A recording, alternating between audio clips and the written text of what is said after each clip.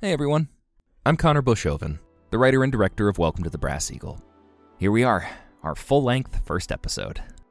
I won't keep you too long, but before we get into it, I wanted to share my thanks, some announcements, and a request. First off, thank you for listening. Thank you to everyone who has watched and shared our stuff since we first announced our show back in July. It's been heartwarming to see all the support, and it really means the world to us. Secondly, thank you to all of our cast and crew. You've all made the episode what it is, and it's been such an honor to work alongside everyone. I can't wait to continue to tell our story. Next, the announcements. The release of this episode marks 1 week until the start of our crowdfunding campaign. The campaign will go live on Friday, August 23rd on Indiegogo and conclude around Thursday, September 26th. Before then, you can expect some more big reveals from us. We'll be posting 2 original songs from this episode on Monday and Wednesday of the coming week, and we'll be posting additional narrative world-building stuff throughout our campaign. Beyond that, we have 9 more full-length episodes that we want to bring you. They're all written, and we're almost ready to move into production, but in order to do that, we need your support. So far, I've personally funded everything out of pocket with money that I've saved over the last few years. As much as I would love to, and as much as I believe in this project, that's unfortunately not something I can do for the rest of the series. We're an entirely independent production, and so it's important to mention that if we aren't able to meet our goals with this crowdfunding campaign, we will need to explore other funding options. It doesn't mean that the show will never happen, but production will be significantly delayed while we figure that out. All of our cast and crew deserve to be paid for their hard work, and so we won't be able to make further content until we have the funding to do so. Any support you can offer, whether that be donations or by sharing the campaign with friends and family, gets us that much closer to being able to make the full show. The first 24 hours are crucial to a campaign success. We also have a ton of really fun digital and physical rewards planned, including tabletop battle maps inspired by the show, a 12x18 poster, t-shirts, a Brass Eagle Tavern pint glass, stickers, and more. In addition to donating, liking, sharing, reposting, and so on will be super helpful throughout our campaign. If you haven't found us on social media yet, we're everywhere at Brass Eagle Pod. A 5-star rating on the podcast platform of your choice also helps us out tremendously. You can find a link to our campaign at bit.ly/BrassEaglePod and sign up to be alerted when it goes live on the 23rd. This is also linked below. There you can check out our digital and physical rewards and our stretch goals. One of our stretch goals will allow us to produce an entire album's worth of original music with the Dreadhala Tavern, whose original song, Living the Dream, can be heard at the end of this episode. Can't wait for you to hear it, because it adds so much to our story. And that's about it. Give us a follow and please support us in whatever way you can. We really want to make this show a reality. Thank you again so much for joining us. Now, without further ado, I present Welcome to the Brass Eagle, Episode 1. A small sitting room is warmed by the midday sun. The mellow afternoon light filtered through rustling wisterias blooming around the open shutters. Dust motes dance and swirl in the glow, illuminated and chasing each other as they are carried in an ebb and flow of the summer air. The sounds of city life waft in from outside. The rumble of horse-drawn carts, the clatter of the smith's hammer, the laughs of children, and the distant noisy din of a vibrant market all speak to the bustling life here in the city of Tabria. People from all walks of life amble along, going about their chores and errands with baskets and bundles and buggies stacked high with goods. Within the home, however, things are uncomfortably silent. A young woman stands at the door, shouldering an overstuffed backpack and a well-worn leather guitar case. Her garb, that of an entertainer, is comfortable, but a tad impractical. Colourful, eye-catching patterns adorn the fabric, and small bells jingle merrily as she moves. She stands with her arms outstretched in a pleading gesture, turned towards her mother and younger sister who have gathered to see her off. Tears glimmer in the young girl's eye as her older sister looks at her imploringly. I'm sorry, Lily. If you're sorry, then why don't you stay? I can't stay, kiddo. Joining the band is my dream. I've got to follow it. But who's going to play with me when you're gone? Mum will. Lily, I won't be gone forever. I'll be back to visit soon. I promise. It's not fair! You can't leave! Mum! Tell us he can't leave! Lily, it's okay. Your sister has her own life to live. We both need to try and understand. Honey, are you certain this is what you want? Mum, we've been over this 100 times.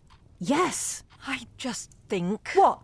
That I should stay here and just do some job that I'll hate? Watch Lily until she's an adult? I've been practicing non-stop for years. And I finally made it into the band. Aren't you happy for me? Amara, of course I'm happy for you. We're happy for you, right, Lily? No! I hate her! Oh, I'm sorry, Amara. She loves you. You just know how she gets. I know. But really, Mum, I'm sure this is what I want. Well, I'm glad you're certain. What's that supposed to mean? Nothing. It would just be nice to have an extra set of hands to help take care of your sister is all. Really? You can't expect me to put everything on hold just to watch her. I know, but Amara, it's dangerous out there. Besides, living in wagons, never knowing where your next pay is coming. I honestly can't see the appeal of it. Don't you believe in me? Even a little bit? Oh, of course I do. I've seen how hard you've worked for this. But, Amara, I can't help but worry. No! I can't deal with this right now. You're concerned. I get it. But you can't even pretend to be happy. Not even a little bit. I'm leaving. Amara. No! Amara. Amara, come back! Amara's cheerily bright clothing clashes with the angered look darkening her brow as she leaves the front porch, passing the blooming flowers and wooden toys strewn across the grassy slope, leading to the cobbled street. The bright yellow and blue paint of her childhood home disappears behind her as she stomps off. She ignores her mother's calls, vanishing into the midday crowd of passers-by, each busy with their own errands. She marches away, leaving her mother and sister behind. Her feet carry her through town, past the vendors at their booths, past the small school, past the temples and their holy people. The clergymen in their starch white vestments nod at her and smile, but she glowers at them and hurries on. The brilliant gold emblem of the sun, inset in the stone of the bell tower, winks at her as it catches the light. She is a simmering storm of emotion, of anger and hurt and embarrassment, barely contained beneath a strained facade and a jaw clenched shut through sheer force of will. She pauses as she passes beneath the shade of a willow, her breath hitching in her throat. Her face flushes red, and her eyes prickle with tears. Damn it. I really thought they'd understand. We've talked about it so many times. Amara? You made it. Amara fumbles with a bunched-up sleeve as she struggles to wipe away the tears streaking her reddened face. She turns away from the familiar voice, hiding her face in embarrassment. The newcomer, Vega, is tall and sports a closely shorn head of hair dyed a vivid shade of purple. She has an easy demeanor about her, and laugh lines crease her face and brow. She cradles a fiddle case in one slender arm. Her features soften, and a sympathetic look crosses her face as she sees her new bandmate hunched on the street corner. Yeah, I'm here. Oh, sorry. I take it things didn't go well. About as well as could be expected. Oh, I'm sorry, kid. It does take some getting used to, leaving home and all. For everyone.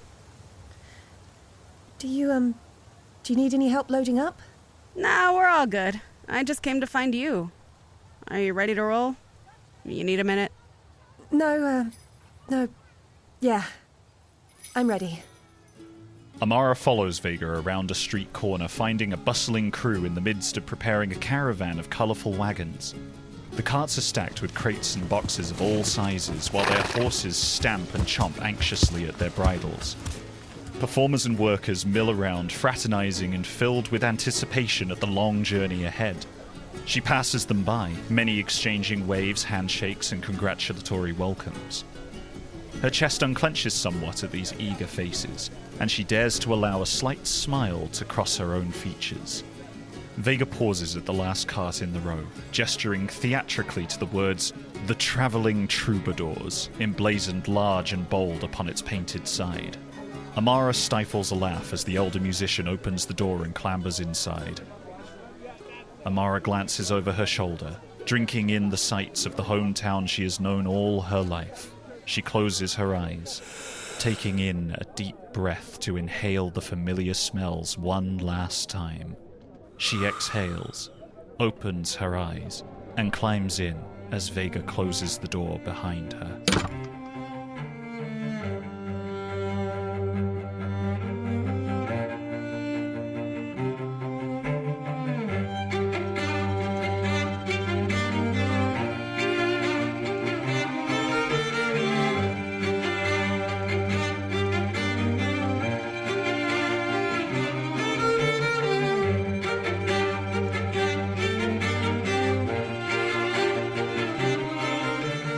Welcome to the Brass Eagle, Episode 1, The Performer.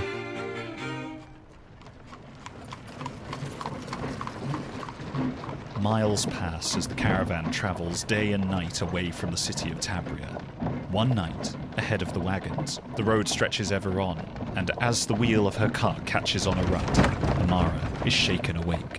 She mutters a curse and tries to regain her position on the thin mattress, but falls silent when she glances over at Vega's bunk. The other performer is still asleep, invisible beneath a messy pile of quilts and blankets that rise and fall with each breath. With no one to talk to, she turns to her thoughts. The first week on the road has been hard on her. Her fingers ache from long hours of rehearsal, her muscles sore from the rigorous training of unfamiliar dance routines. Compounding on that, the cramped interior, uncomfortable bedding, and the ever-present rocking of the wagon have slowly chipped away at her resolve and left her feeling ragged and hollow. Her mind races, and her heart pounds as she thinks of the night's upcoming performance, her thoughts tinged with dread. She is roused from her wallowing by the sound of a whistle and the whinnying of horses as the caravan begins to slow. The wagon train rumbles to a stop, and she hears movement as Vega stirs to life. We're finally stopping. Oh, good. You rested up, kid? Big night ahead. Yeah, I'm good. Doesn't sound like it. What's on your mind? I've been thinking a lot about things. My family.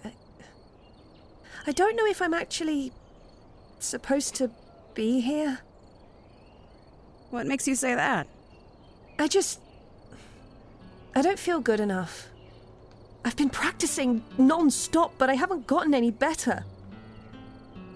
I know the feeling, kid. Felt the same when I first joined up with the troupe. We all go through it. But it's only been a week. Cut yourself some slack. You made it through the auditions. I've heard you play. You're more than good enough. Amara smiles weakly as Vega swings open the door, letting in fresh air and golden sunlight. They both shield their eyes as they survey the bright surroundings. The wagons have stopped on the edge of a small town square, nestled between a cluster of outbuildings and the only tavern house for miles around. To anyone else, this would be a humble venue, a stopover on the way to bigger and better things. To Amara's anxious mind, however, the bandstand may as well be the executioner's platform. Oh yeah, we're here. We've got a while before we start yet, so come find me once you've got your bearings. Gotta get warmed up. With a wave, Vega leaves Amara behind and joins the gathering throng of musicians unloading their equipment and heading inside to set up. It is a quiet, beautiful day, but the air thrums with anticipation. Amara shoulders her guitar and assists the band in preparing for the night's show, eager to put her idle hands to use. Dusk settles quickly, and as the stage is set and rehearsals run through time and time again, Amara finds her mind drifting to her family. She thinks of that last conversation with them, of the tears in Lily's eyes and the betrayal on her face, of her mother's concern for her and the finality of the slamming door. Amara feels her chest clench as she thinks about the miles that now separate them. She reaches up and absent-mindedly fumbles with the pendant around her neck, a family gift from long ago. She is startled by a gentle hand on her shoulder, and as she looks up she sees Vega, with another musician in tow, a bearded man with whom Amara isn't familiar. Still worried? Just feeling homesick. Ah, the woes of leaving family behind. You think you've got it tough? Wait till you hear Drew's sob story. Drew! What do you want? Tell Amara why you're on the run. I wish you wouldn't bring that up so often. Come on, she's missing home. All right. I'm on the run from a pair of demons that have been chasing me for years. He means his kids. I mean my kids. You're running from your own kids? No, not really. They're both grown now. But I had you going there, didn't I? See? Look, all I'm trying to say is that leaving home isn't the end of the world. We'll be back your way soon enough. And in the meantime, you can always write. And you should be relieved you don't have your own little demons to run from. I'll take your word for it. Thanks. Both of you. Vega and Drew beam back at her, and the three turn their attention to the final preparations before the show. As night falls and the stage curtain is lowered, Amara waits backstage with the ensemble. The growing murmur of a crowd and the clinking of silverware alerts them to the sizable audience already seated in the hall. Amara clenches the neck of her guitar with a sweaty hand and looks to her bandmates for reassurance. Vega meets her gaze with a resolute nod and a smile, and the bearded countenance of Drew breaks out into a toothy grin as he offers 2 overeager thumbs up. Amara feels her fluttering heart fall back into a staccato rhythm, and she takes a deep breath as she hears the crowd's murmuring give way to the hushed silence as the voice of the MC wafts through the curtain. Good people of the Valley, the performance you are about to witness needs no introduction. We have traveled far to be here with you tonight, and it is our wish that you are awed, amazed, and positively delighted by the show that awaits. It is my pleasure to introduce, without further ado, the Traveling Troubadours! The curtains peel away to reveal the bright lamplight of the spacious tavern hall. Faces of all ages look up at the musicians in their cheerfully coloured costumes. Amara gulps as the band begins to play, and she joins them. Her fingers pluck at the strings, uncertain at first, but gaining momentum and confidence. She steadies herself as she allows muscle memory to take over, the long hours of rehearsal flooding back to her and washing away thoughts of anything but the performance and the present. She sways to and fro, bobbing and weaving amidst the other pirouetting musicians, the flickering light glinting off the brilliant beads and bells affixed to their costumes.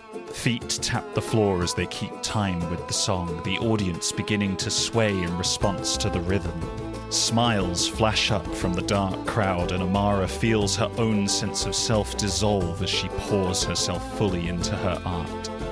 She closes her eyes and strums, playing with a passion and intensity that dwarfs her other performances. Busking on street corners, playing for disinterested crowds, she knows that none of those times can hold a candle to the brilliant flame of a show she is putting on now. She opens her eyes to see Vega's broad grin as she winks before twirling away, her fiddle joining the crescendo of a song. The band plays on throughout the night, their instruments filling the room with their presence and filling the hearts of those in the audience with song. As the final strum of her guitar rings out through the inn, the tavern crowd, most of whom now pleasantly inebriated, erupt into raucous applause. Amara joins her band in a sweeping bow before the curtain finally falls. I think that went well. Oh, you think that went well. Amara, you were incredible. Oh, well, it wasn't. Don't be humble. You killed it. Come on, let's go get some drinks and you can meet your adoring fans. Amara lets herself be led out and into the bustling tavern, where patrons talk and laugh about the show. She mingles with them eagerly, and one drink blends into another until she feels her cheeks flush, and she becomes dimly aware that her laugh is a bit louder than usual. Merriment fills the air, but as she chats, a stray conversation catches her ear. I'm telling you, I know what I saw. Yeah, sure thing, Barry. I think you've had enough. Why don't you go tell someone else that story away from the bar, you know? Hold on. I want to hear what he has to say. Ugh. Thank you. All righty. You want to hear my story? So, I was walking home the other night. Quiet road. I know the area. Lovely place. As I'm walking, what do I see? I look off to the left and there's a building. A building! A building? Yes, a building. But there ain't ever been one there before. I swear, plain as the nose on my face, that was an empty field not one day before. But explain to me how I'm looking at a big old thing, all wood and thatch with huge dark windows, and swinging above the door a sign. Read, the Bronze Hawk Inn or something like that. Well, did you go inside? Like hell I did. I turned and got out of there as fast as I could. We had a storm that night, some kind of supernatural omen, I tell you.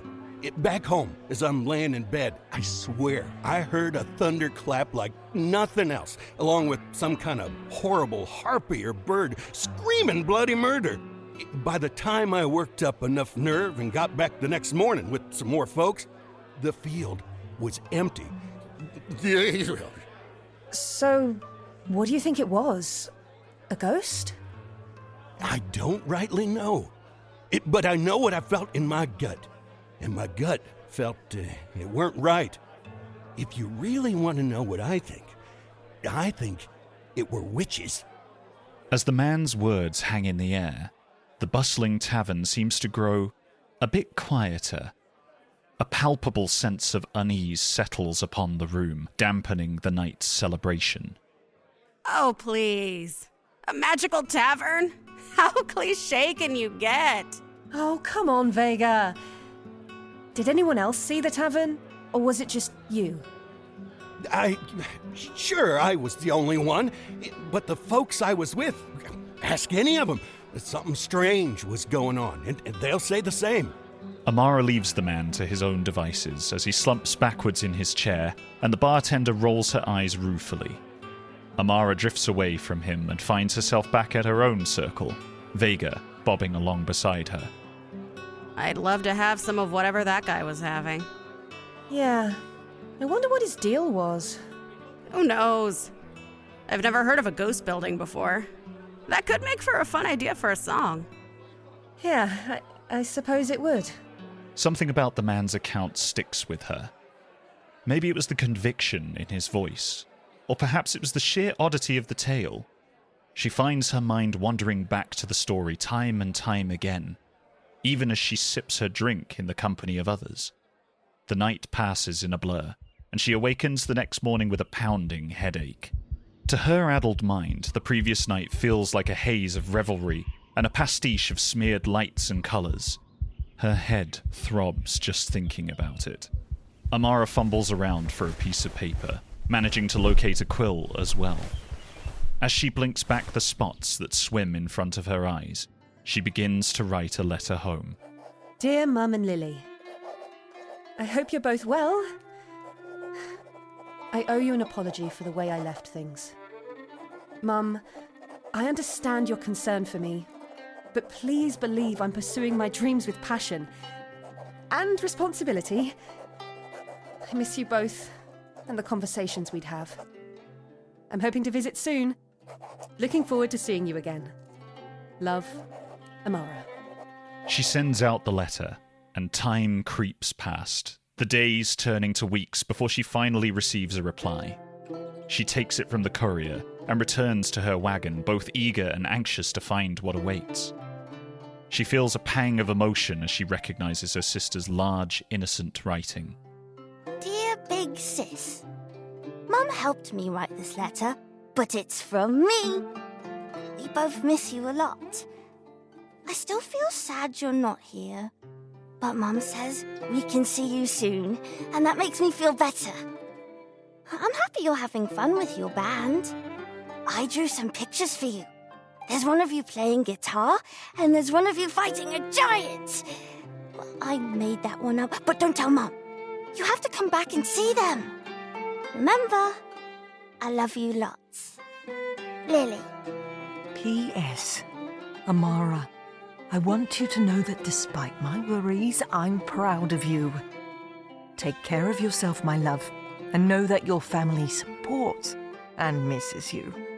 We'll see each other again before long. Mum. Ooh, a letter. What you got there, Amara? Adoring fan mail? Oh, no. It's from my family. Everything good, judging from your smile. Yeah. It's good. Amara's life on the road continues, her days filled with song and laughter. She meets all sorts of people from all walks of life, and finds herself in awe of just how many different ways of being there are. On one street corner, as she and her bandmates carry their instruments from venue to venue, she pauses to listen to the cries of a man in a dark, hooded robe, arms outstretched as he addresses a half-interested crowd. He gestures wildly, arms flailing as he speaks, spittle flecking his lips and beard as he calls out in a voice quivering with conviction. Fellow citizens, open your eyes! There is danger that lurks in our world, over, beneath, and through all things. It is the risk of temptation. It offers promises of grandeur, control, but the result is chaos, destruction. What is this danger, you ask? It is the siren song of the arcane, of magic. The hell's this guy on about? I've heard about these nuts before. Who are they? They're clowns, scaring people by talking about the evils of magic. Ooh! They're all over nowadays. Steel your hearts. Do not let yourselves be swayed. I have seen the havoc it wreaks. Lives shattered, villages, cities reduced to crumbling ash by fire expelled from the burning fingertips of a crazed mage.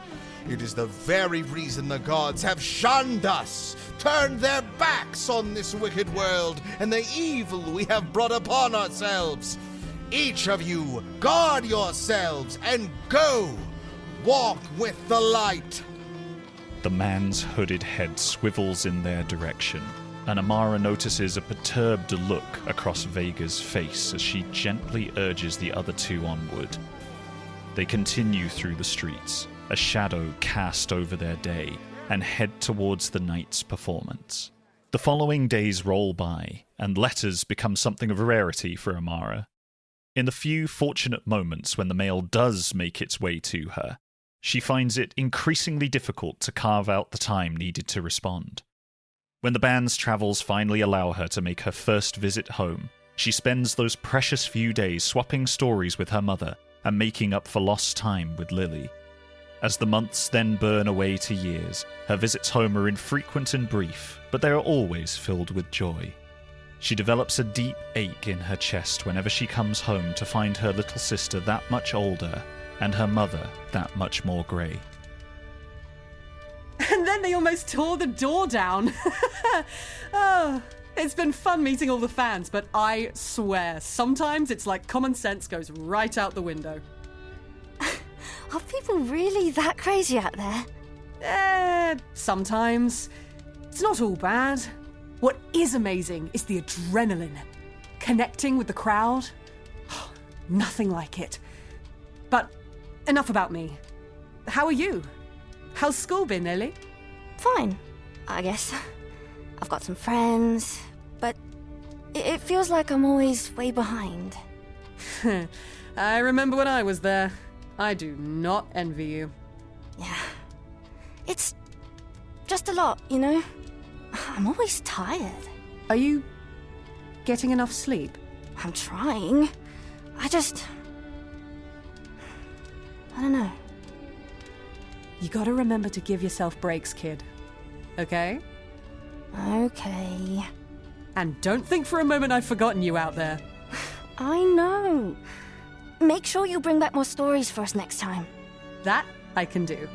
While on the road, Amara becomes a master of her art, enthralling crowds across the continent with her band and her guitar. From the western port of Yaren to the mountain city of Balata, In the Eastern March, the travelling troubadours follow the merchants and the traders to the concert halls and venues where pockets are deep and tankards are deeper. On one particular day, Amara is handed a letter from her sister. She takes it from the courier, intent on opening it right away, but her bandmates call out to her. She pauses, sighs, and places the letter on a pile of other papers in her wagon. Time marches on, and the band's reputation continues to grow. As the crowds swell ever larger and more eager, Amara finds herself consumed by the thrill of it all. She entertains with a flair unmatched even among her peers, and she spends her nights engaged in revelry with her friends and colleagues. One night, in a bustling inn far from her hometown, she laughs as she recalls a story she overheard some time ago. And get this. This guy swears to me. The building just vanished. Poof! Gone. And you believe him? No, not really. Kinda had to humor him. That reminds me of something my cousin told me once. And what's that? This again. Quiet, you. So, my cousin, he's a rancher out of the Badlands to the south. Harsh, dry area. Nothing around except the farms. But, one night, right around midnight, he swears he hears what he thinks is some kind of bird screeching, and a gong, or thunder, or something. Spooked him and his cattle pretty bad. Did he see anything? Yeah, kind of. He said he saw some kind of big, dark shape on a canyon ledge a ways out. Thought it might have been some kind of hut or something. But it was in a place no building could reasonably be. Narrow rock shelf, hundreds of feet up, a sheer canyon wall. He got a real bad feeling in his gut and went back home as fast as he could. Odd. He was shaken up for a while. And, what's more, he came back the following night with his horse and his flintlock. Said he got about a mile out from the place, and sure enough, it was still there. Suddenly, he hears the same god-awful noise and is nearly thrown off his horse. When he calmed her down, he looked, and the whole damn place was gone. This guy. Don't listen to him. He'll believe anything. Hey, barkeep! Can I get another? They say all you want, but I believe him. You would too, if you'd heard him tell it. Amara ponders this interaction over the following days, and as the wagons wind their way through the countryside, she begins to take an active interest in the stories of this mysterious, magically apparating building.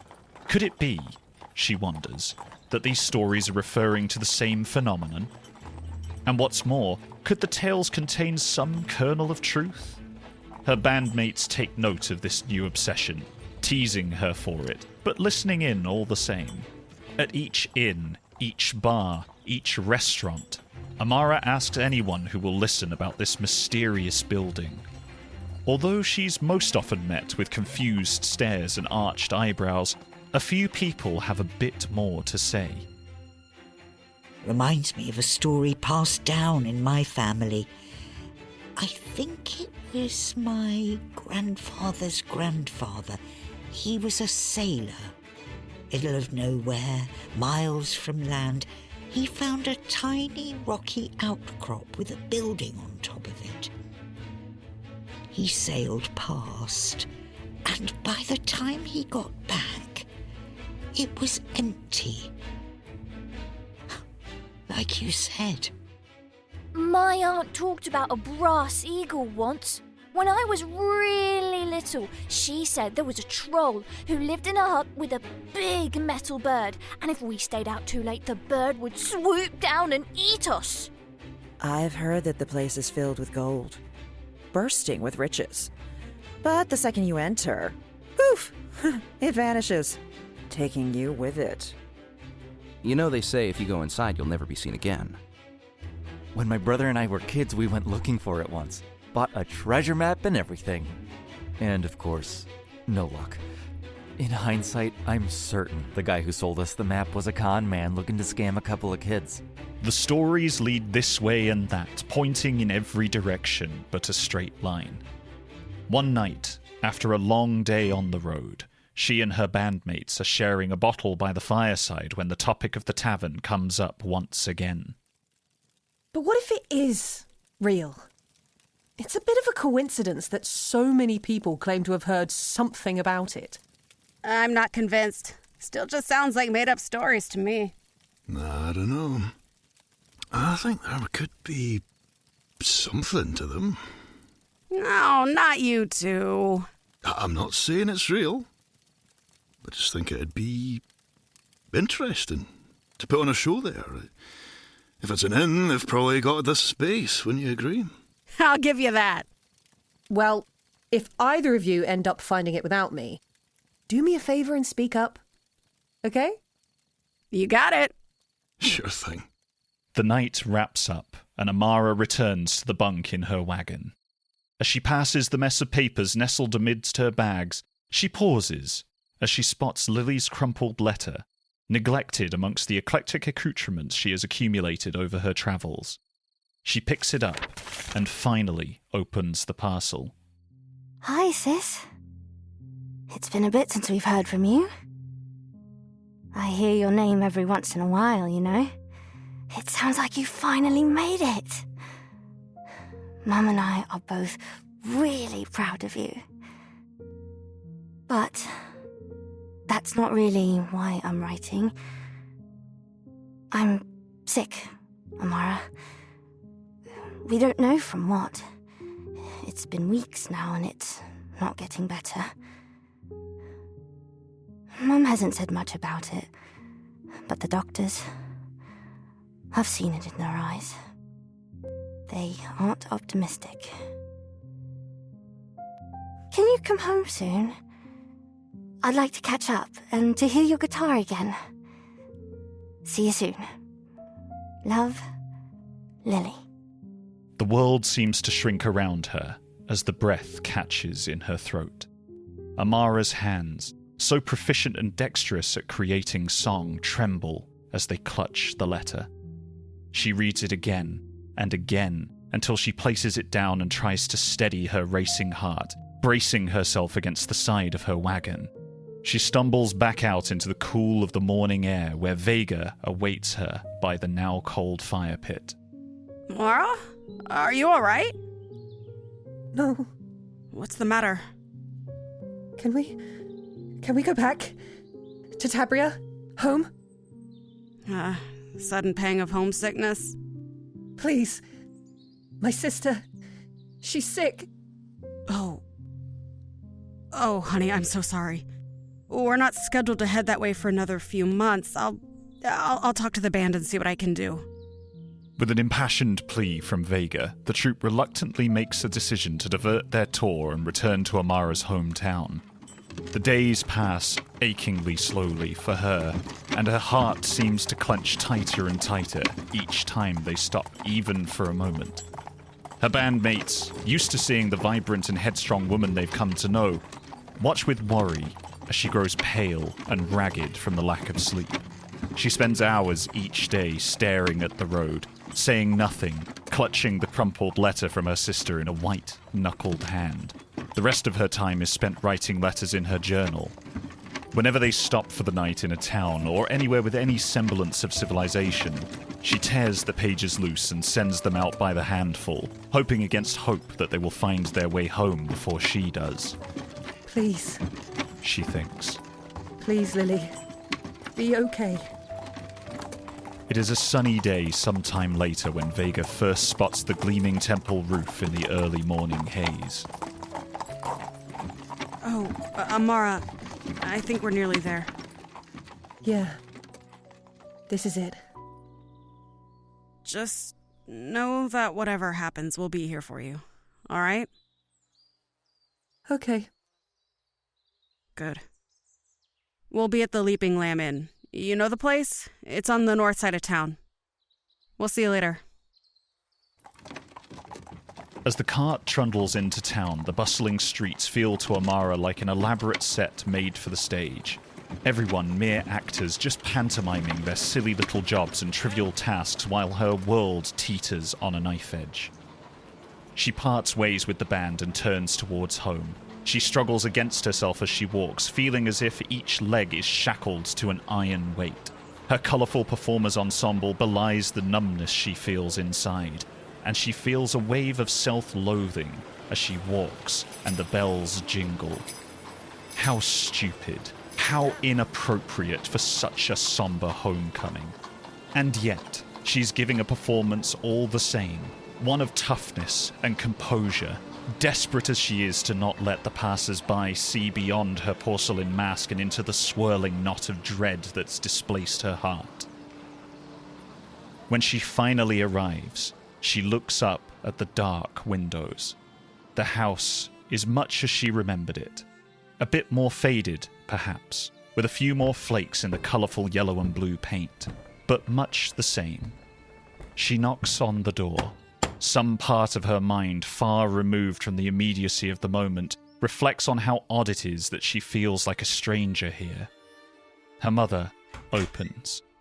She, too, is much the same as before, but her hair is thinner, streaked with grey, and she seems smaller somehow, more tired, and far, far sadder. She looks up at her daughter, gasps, and pulls her in for a hug. After a spell, she holds Amara at arm's length. An unspoken question passes between them. Her mother's eyes well with fresh tears, and she gives the faintest of shakes of her head in reply. She's not here. Amara doesn't respond as her mother takes her by the hand, and the two walk the early afternoon streets of the town. She feels numb, a dull ringing in her ears as she is led this way and that. The streets give way to fields as they reach the town's edge, and Amara is dimly aware that they are in a churchyard. The temple's gleaming golden sun sparkles at her, inset with the dark grey stones of its tower. Her mother pauses in the shade of a tall willow. With one arm wrapped around her eldest daughter, she gently motions to a small, white stone bearing her youngest's name. Amara collapses to her knees.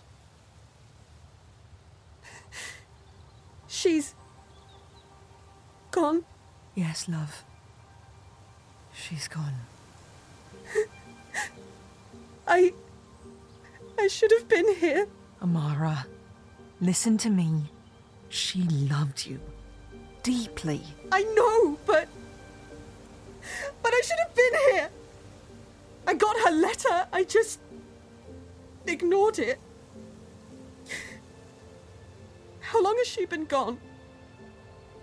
About a year, sweetie. A year? I let her down, Mum. How could I do that? She was my sister. Amara, you couldn't have known it would happen. None of us could. You can't carry the weight of this on your shoulders. But I should have been here.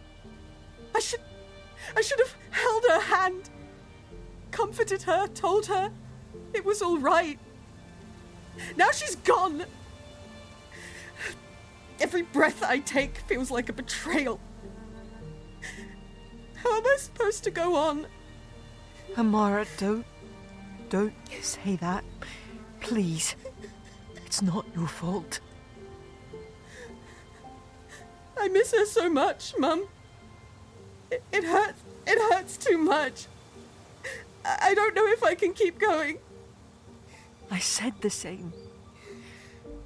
And here I am. She would have wanted us to persist. To walk with the light one day at a time.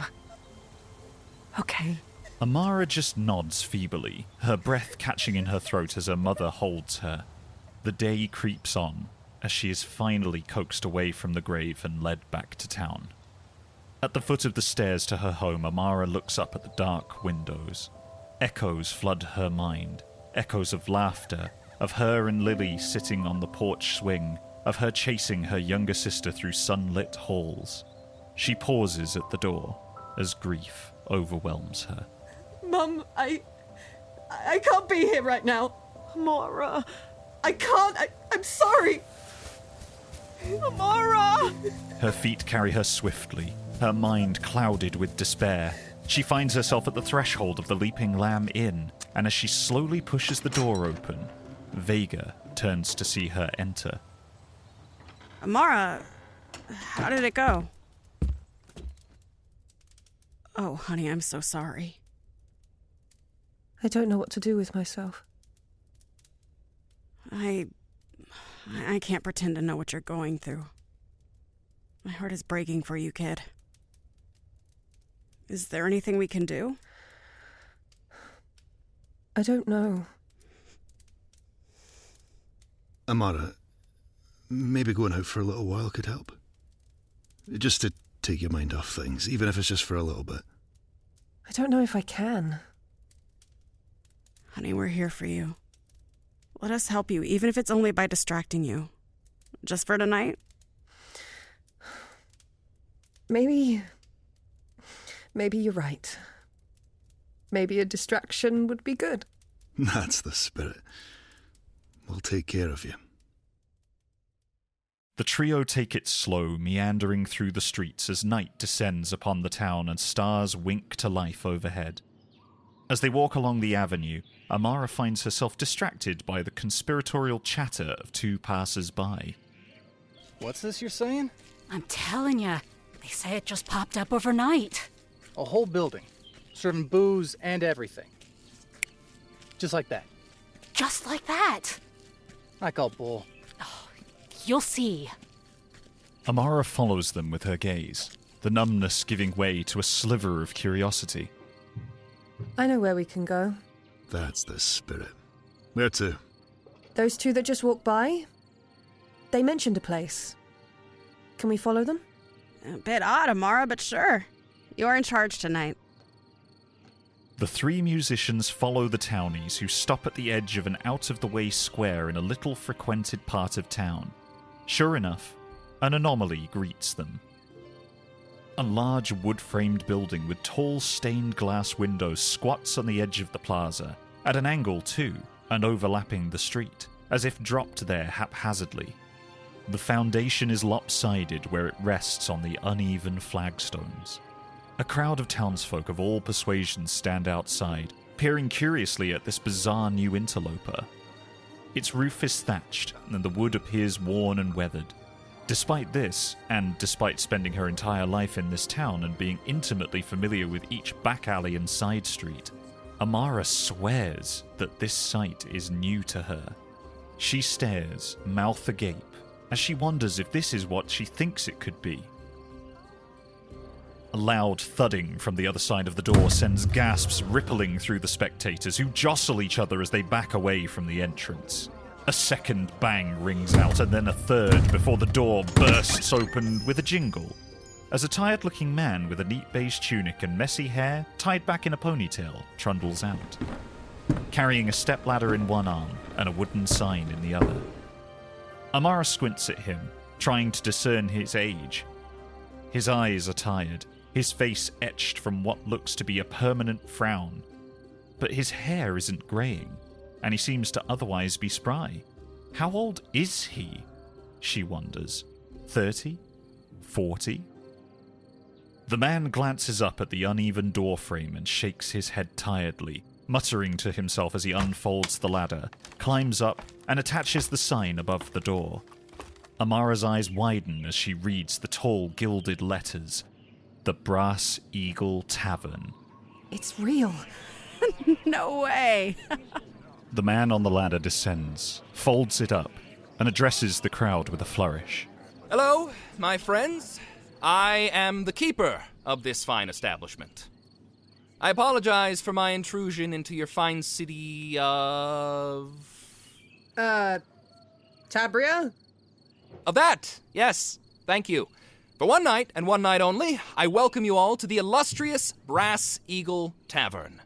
Do you fancy exotic liquors, the rarest of wines, and ales from distant lands? Then look no further. And to you, fine men and women of the guard, I welcome you as guests as well. As the man gestures to the audience, Amara notices the presence of some of the town's guards intermingled with the crowd, appearing just as awestruck and ill at ease as the rest of them. At the mention of food and drink, however, she notices their postures slacken, and glances being exchanged as the man continues. There's room for all, so long as your coin is good. But kindly note the sign. For those of you who are literate, we close at 10 to midnight, no exceptions. Welcome! As he flings the door open, the people closest to the entrance inch closer to peer inside, curiosity driving them forward. They're greeted by lofty ceilings, flickering lamplight, and a crackling hearth and a spectacular bar, with bottles of all colours, shapes, and sizes lining the wall behind it. The first person, one of the guardsmen, glances over his shoulder, gives a slight shrug to the others, and crosses the threshold. Then, it is as if a tap has been turned on. The rest of the passers-by flood into the tavern, all the while marvelling at the intricately carved decorations covering the walls, the delicious smells wafting from the kitchen, and the strange humanoid statues of fearsome creatures carved into the very structure of the bar itself. The wood throughout the tavern is polychromatic, of all different grain sizes and colours, worn smooth in some places from the passage of many feet, and polished to a high gleam in others. The ambience is at once both eclectic and refined. Amara filters in, Drew and Vega trailing behind and ogling the building's interior. They find a small table near the fireplace in an out-of-the-way corner. The peculiar man, the keeper, busies himself with seating the strangers and taking their orders. Amara notices that he seems to be the only one working here, but he moves with a practiced ease that borders on the uncanny. As she watches him, she realizes that each languid movement feels rehearsed, calculated, as if he's done this hundreds, no, thousands of times before. Amara thinks of her time with the band, of the long hours spent practicing and repeating the same songs and dances. She thinks of how long it's taken her to hone her skills, become what she is today. But this, she feels that this is on another level entirely. She can't imagine how long it must have taken him to get this good at his job. The man is fulfilling the roles of a dozen people at once, taking orders and manning the bar, single-handedly staffing the kitchen without even breaking a sweat. Vega calls for a round of drinks, and within moments they are delivered. As she sips, Amara takes in the surroundings. Behind her, above the fireplace, a massive clock adorns the wall. An eerily realistic brass eagle, stoic and unmoving, sits atop it. The bird's talons grip the sculpted lip of the clock face, its wings folded and head turned in a noble pose. While intricately crafted, the statue is tarnished. The surface is discoloured and dull, splotched with patches of brown-green patina. She wonders how the eagle, which must be the namesake of the tavern, could be allowed to become so unsightly. As she gazes up, she feels almost as if it gazes back at her, its vacant stare sending a shiver down her spine.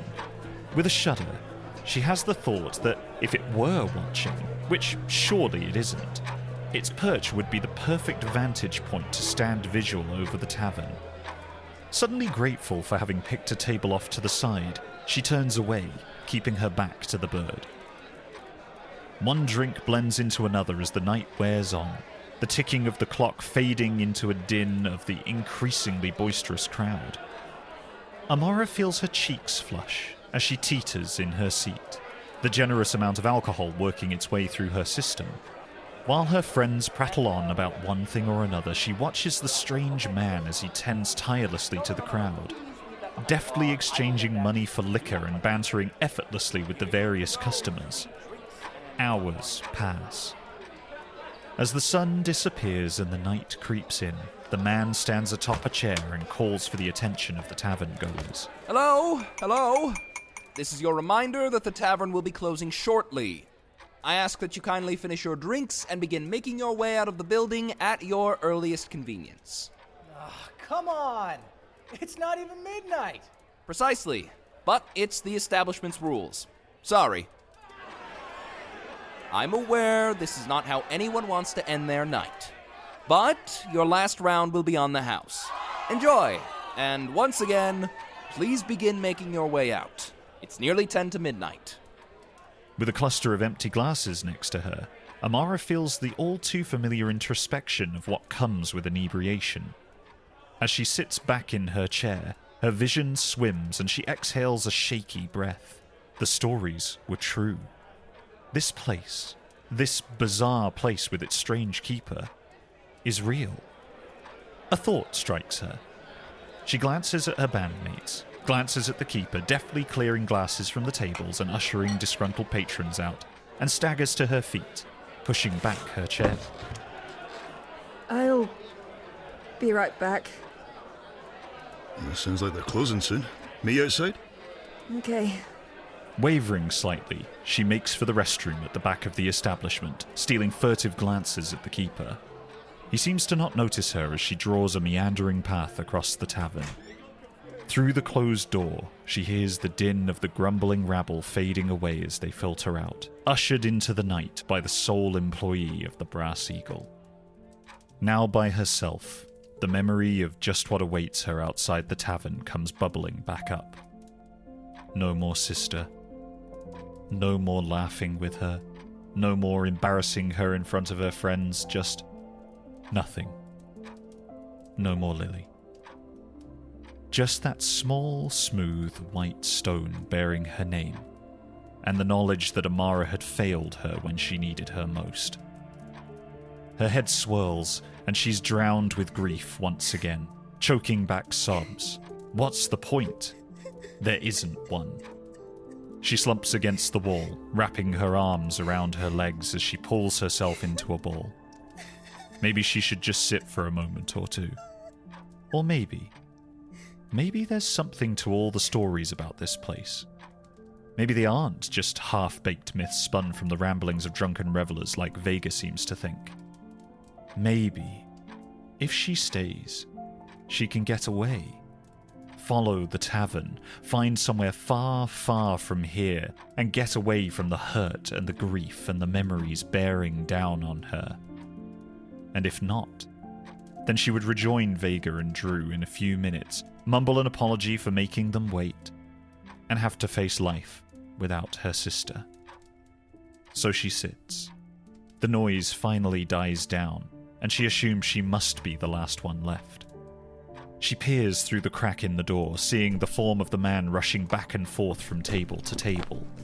She stares in puzzlement as she sees him scoop glasses off of the tables, flip chairs upside down, and drop bottles of liquor into storage cabinets.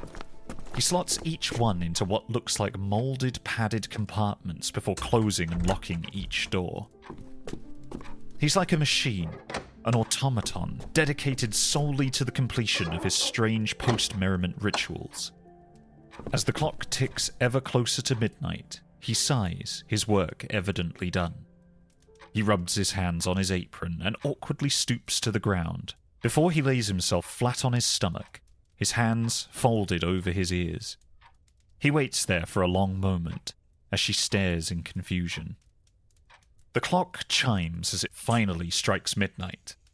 The sound reverberates almost unnaturally, filling the tavern with its resonations. She inches closer to the door, cursing as she feels needles pricking her sleeping leg. She gasps, and she locks eyes with the keeper, his head turned and his stare wide and wild as he gazes straight at her, incredulous. What? You can't be here? With a whirring of gears, the bird atop the clock animates, spreading its metallic wings and calling its shrill call as Amara gasps. The tavern shakes, a supernatural wind howls, and the distant peal of thunder causes the earth below them to tremble. As the very air around her crackles with energy, Amara is sent tumbling forwards, her body slamming into the door and flinging it open. With tears in her eyes, she looks pleadingly to the keeper, fury evident in his clenched jaw and furrowed brow.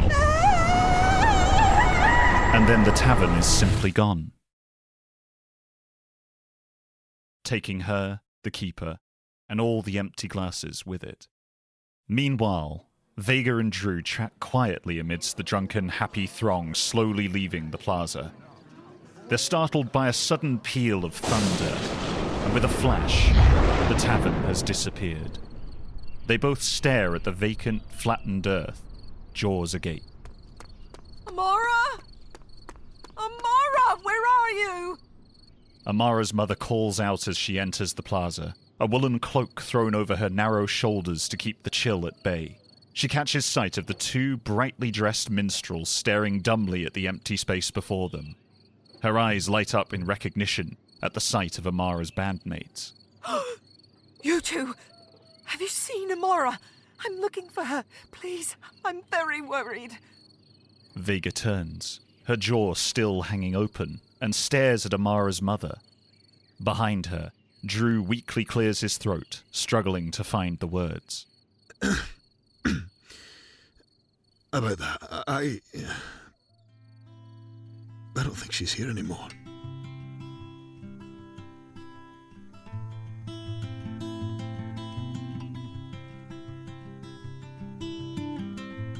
Welcome to the Brass Eagle, Episode 1, The Performer. Written and directed by Connor Bushoven and produced by Michael DeMauro. With sound design by Candace Mortier, Marcus Siniscalchi, Amanda Peach Hughes Bennett, and Yemi Kanmi. This episode features the voice talents of Mike LeBeau as the narrator, E.R. Hollands as Amara, Abigail Turner as Lily, Madeleine Norton as Amara's mother, Meredith Nudo as Vega, Paul Warren as Drew, and Connor Bushoven as the keeper. Also featuring Diana Helen Kennedy as the emcee and the female storyteller, Brian Jeffords as the drunk taverngoer, Candace Mortier as the bartender, Brandon Ambs as the hooded clergyman, Bierzynski and Tim Winters as the bar patrons, Chrysanthe Grech, Maia Harlap, and Michael Mishkin as the storytellers, and Swan Gray and Ty Wilkins as the townies. The theme song for our show, A New Form, was written and performed by Polina Faustova. The ending song for this episode is Living the Dream, written and performed by Alyssa Gazer as the Dreadhala Tavern. You can find her on Instagram and TikTok at Dreadhala Tavern. You can find the full version of this song on our show's YouTube page and the Dreadhala Tavern Spotify feed, as well as a digital download on our crowdfunding page.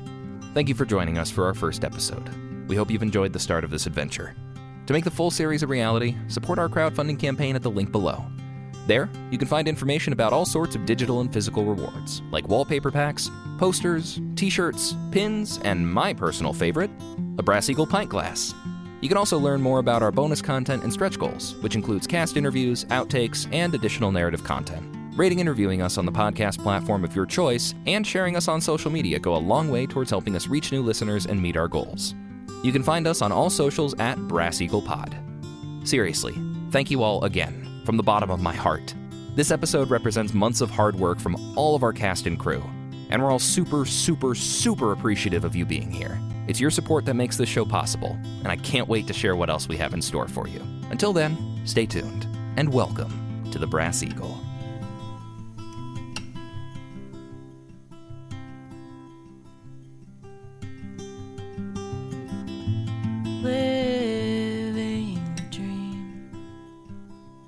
I am living the dream, but everything I ever wanted isn't quite enough for me.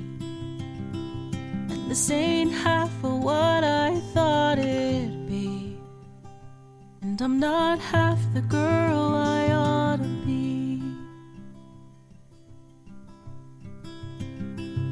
Gather round, one and all.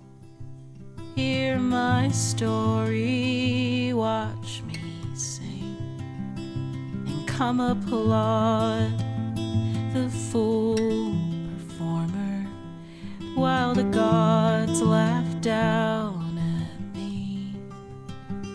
'Cause this ain't half of what I thought it'd be, and I'm not half the girl I ought to be. Half Half my home is lost forever. Half my heart is gone from me. Half my life is spent regretting. I had no choice, I had to leave. But I have seen all the world, but she was the world to me. Took for granted that my home will still be waiting there for me. And I'm not half the girl you thought I'd